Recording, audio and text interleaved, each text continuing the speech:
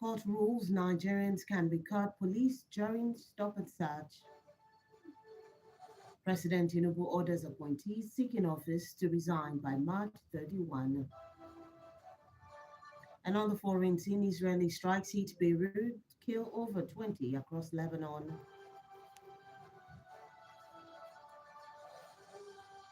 And in the world of sport, Senegal to appeal AFCON title decision at CAS. For staying with us on Diamond 88.7 FM in Lauren. This is the news on the hour. I am Bisola Oduwole Suleiman. We'll bring you details of the news after this break. Please stay with us.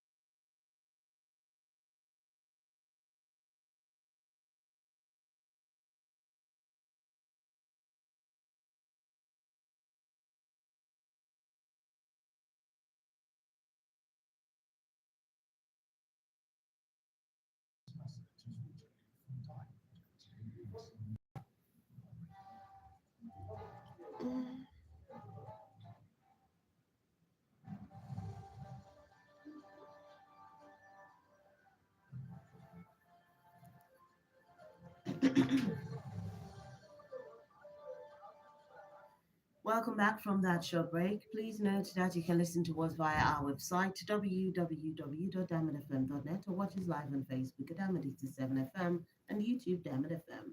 Ilori. Now the news in detail.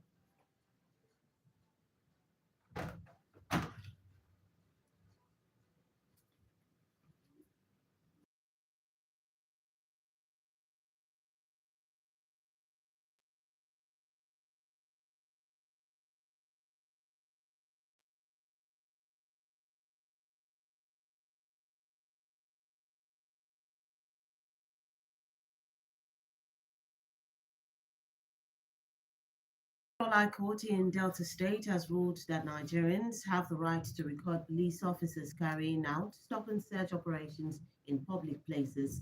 The decision was delivered on Tuesday by Justice Ayradriza Nkanjiwa following a fundamental rights enforcement suit filed by lawyer Maxwell Uwaifo. The suit challenged the legality of police officers conducting stop and search operations without visible name tags or force numbers and sought clarification on the right of citizens to record such activities. A businessman, Alaji Isiaka Fatai Unishawu, has reportedly been arrested by a joint security team over alleged links with armed bandits in Kayama, local government area of Kwara State. It was gathered that the Kayama-based motorcycle dealer was apprehended during a security operation in the area.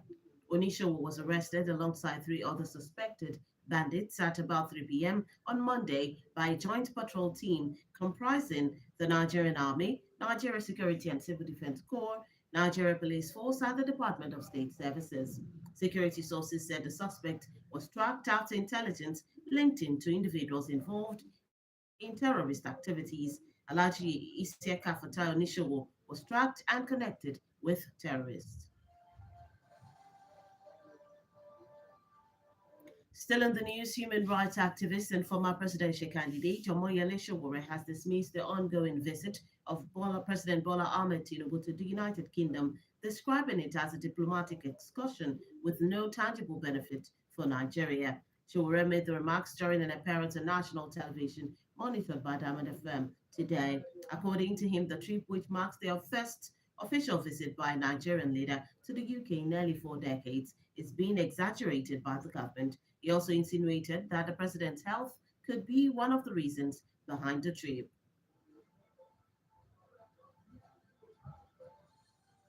President Bola Ahmed Tinubu has directed all political appointees in his administration who intend to contest elective positions in the 2027 elections to resign from their offices on or before March 31.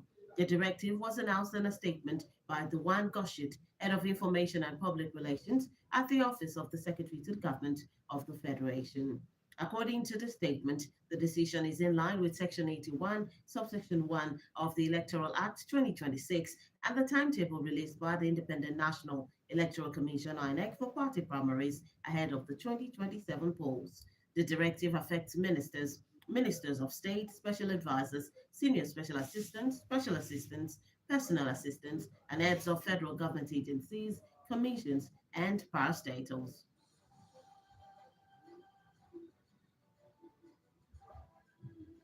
Still in local news, the Labour Party has scheduled May 23, 2026 for its presidential primaries ahead of the 2027 general elections. The decision was contained in a communique issued after the party's National Executive Council NEC meeting held in Abuja and observed by officials of the Independent National Electoral Commission (INEC). According to the communique released on Wednesday, the party will submit its membership register to INEC on April 15, 2026.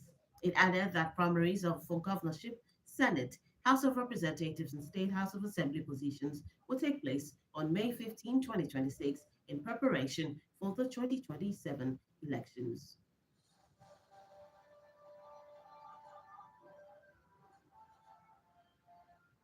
And lastly, on the local scene, the Inspector General of Police, IGP Tunji Disu, on Tuesday visited survivors of the recent bomb blast in Maiduguri and carried out security assessments at key attack locations. The Nigeria Police Force said the visit was part of efforts to strengthen security and reassure residents following the deadly incident. The Borno State Police Command confirmed that at least 23 people were killed, while 108 others sustained injuries after explosions struck three locations in the city on Monday evening. During the visit, Disu met with injured victims receiving treatment at the hospital and expressed sympathy to their families, assuring them that the security agencies are working to uncover those responsible for the attacks. And that's it on the local scene. The news on the hour is reaching you from Diamond 88.7 FM in Lorry. We take a short break. When we return, we bring you foreign and sports stories. On the foreign scene, Israeli strikes hit Beirut, kill over 20 across Lebanon. We'll bring you that story after the break. Please stay with us.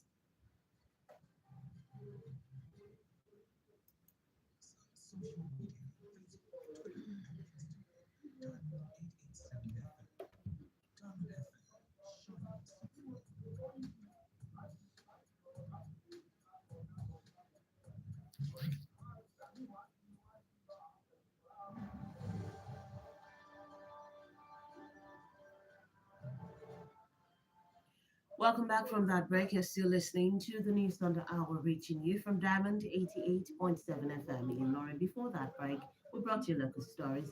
Now we move on to the foreign scene. On the foreign scene, Israeli airstrikes have hit central Beirut, targeting a building in the Bashura neighborhood shortly after evacuation warnings were issued. According to reports, the strikes caused a massive explosion and thick smoke that spread across the area. The attacks were part of a wider wave of Israeli bombardments Lebanon that left more than 20 people dead and dozens injured, according to the Lebanon's Ministry of Public Health. The strikes extended from the capital to southern and eastern regions and escalating tensions linked to the broader confrontation involving Israel and Iran.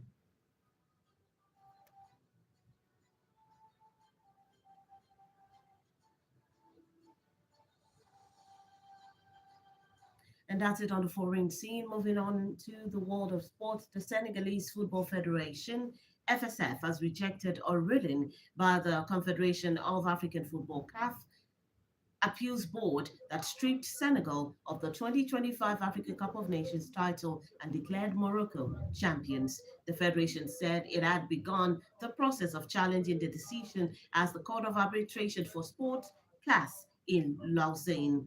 CAF's appeals board ruled on Tuesday that Senegal forfeited the AFCON final after several players allegedly walked off the pitch to the dressing room in protest against the referee's decision. In a statement on Wednesday, the Senegalese Football Federation described the ruling as unfair, unprecedented, and unacceptable, insisting that the damages that it damages the image of African football.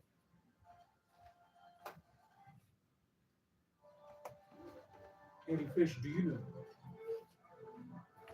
You tell you the money can refresh.